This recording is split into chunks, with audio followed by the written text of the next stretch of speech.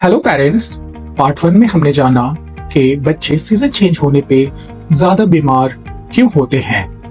आज मैं आपको बताऊंगा कि बच्चों को इस सीजन चेंज में प्रोटेक्ट कैसे करें। प्रिवेंशन एक्चुअली काफी सिंपल है।